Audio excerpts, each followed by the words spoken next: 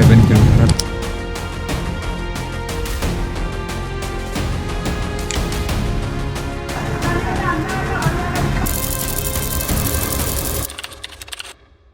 अस्सलाम वालेकुम। हिंदुस्तान में होने वाले एयर इंडिया के हादसे की मज़ीद हैरान कुन और इंतहाई अलमनाक तफसीलात सामने आई हैं, जिसमें एक तरफ पायलट के फेलियर्स की बातें की जा रही हैं तो दूसरी जानिब जो तैयारे को मेंटेन करने वाली कंपनी है उस पर भी सवाल उठाए जा रहे हैं।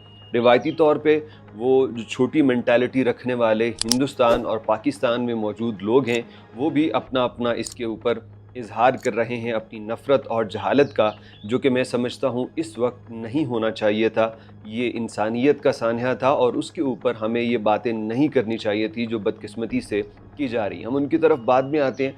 पहले तो आपको बता दें कि जिस तरह से नज़र आ रहा है कि इसके अंदर कोई टेक्निकल फॉल्ट था या फिर कोई इंसानी गलती जिसको नज़रअंदाज किया गया, जिसका नतीजा एक ख़तरनाक हादसे की सूरत भुगतना पड़ा, उसके मुतालिक मज़ीद कुछ शवाहिद भी मौसूल हुए हैं। इसमें एक पैसेंजर हैं जिन्होंने इस फ़्लाइट पे सफ़र किया दिल्ली टू अहमदाबाद, और उन्होंने इस फ़्लाइट को छोड़ा तो उस फ़्लाइट में भी उन्होंने इसके जो विंग हैं उनके एंगल के ऊपर सवाल उठाया था, और उसके अलावा उन्होंने कहा कि तैयारे के अंदर कई तरह के सिस्टम जो थे वो बंद थे। तो क्या वो किसी फॉल्ट के नतीजे में थे?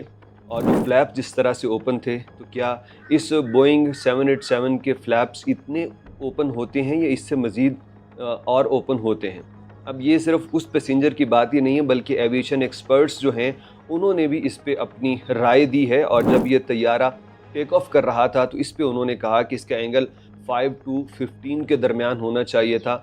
जितना टेम्परेचर था वहाँ पे, जिस तरह का वेदर था, तो उसमें ये ज़ीरो एंगल जो फ्लैप्स का नज़र आ रहा है ये नहीं होना चाहिए था। मुख्तलिफ़ तरह की बातें की गई। किसी ने स्पीड पे भी सवाल उठाया कि इसकी स्पीड पूरी होने से पहले ही क्या इसको लिफ्ट कर दिया गया।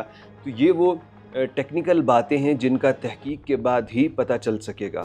लेकिन ऐसे मौके पे अरब गोस्वामी और इस जैसी जहनीत रखने वाले लोगों ने इस पे एक प्रोपेगेंडा करना शुरू कर दिया कि एयर इंडिया के तैयारों की जो मेंटेनेंस है वो तुर्की की कंपनी करती है, लिहाजा तुर्की चूँकि पाकिस्तान से एक उसकी एफिलिएशन है तो उन्होंने दानिस्ता तौर पे जानबूझ के इसके अंदर कोई ख़राबी की है जो कि हादसे की वजह बनी।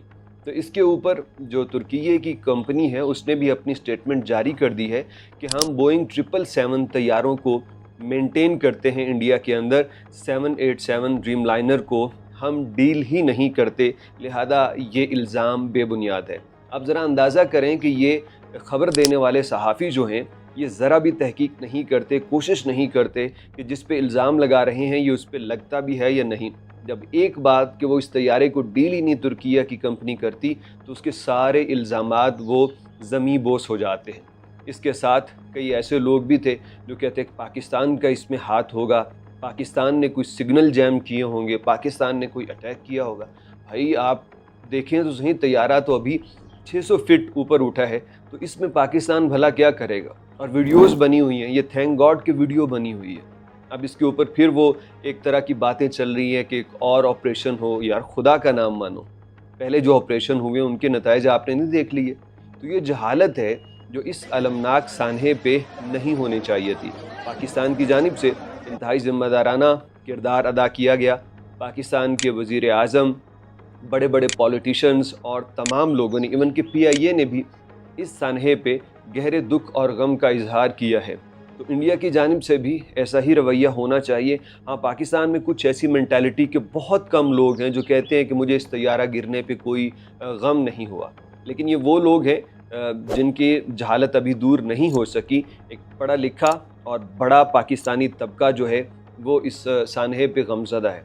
आप पढ़े लिखों की बात न कीजिए, किसी देहाती से जाके पूछ लीजिए जो पढ़ा लिखा नहीं है, वो भी कहते हैं ओ यार तैयारा गिर गया तो ये तो बहुत इंसान उसमें मर गए तो बड़ा लॉस हुआ है। तो ये इस तरह की एक इंसान की जो थॉट है वो ऐसी होती हैं कि वो ऐसे सानों पे खुश नहीं होता। लेकिन इसके साथ एक खुशकिस्मत इंसान की भी खबर आई जो कि इस तैयारे हादसे के अंदर ज़िंदा बच गया। इसकी जो सीट थी, अमूमन ये सीट समझी जाती है कि सबसे ज़्यादा ख़तरनाक है, लेकिन जब कुदरत किसी को बचाए तो ये बिल्कुल फ्रंट वाली सीट थी इसकी, اور وہاں سے جب یہ طیارہ گرا تو کچھ اس طرح سے اس کی سیٹ جو ہے وہ آگ سے دور ہٹی کہ یہ پیسنجر خود بتاتا ہے کہ جیسے ہی یہ میں اٹھا تو میں نے دیکھا ہر طرف فلاشیں ہیں اور میں وہاں سے کھڑے ہو کے بھاگا اور لوگوں نے مجھے پکڑ لیا۔ تو معجزاتی طور پہ یہ ایک بندہ بچ گیا، لیکن ہلاکتوں کی تعداد اور زیادہ ہو گئی ہے کیونکہ جس علاقے کے اوپر یہ گرا وہاں پہ ہاسٹلز تھے ڈاکٹرز کے، تو ڈاکٹر نیچے جو گراؤنڈ پہ اموات بھی ہوئی ہیں تو تقریباً کوئی کہا جا رہا ہے کہ 280 سے 290 کے درمیان اموات کی اطلاعات اب تک موصول ہو رہی ہیں۔ اتنا تو اس حادثے کے اندر طے ہے کہ کہیں نہ کہیں انسانی غفلت ضرور ہوئی ہے۔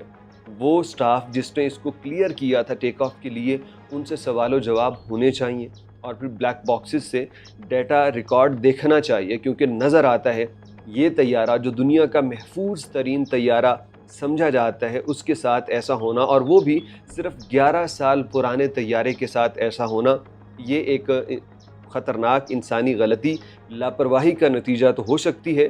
طیارے کے اندر کوئی فالٹ نہیں تھا اور نہ ہی وہ کوئی بہت پرانا طیارہ تھا جس کے اندر ایسا حادثہ ہو پاتا۔ تو اب تک کی اس کی یہ اطلاعات سامنے آئی ہیں۔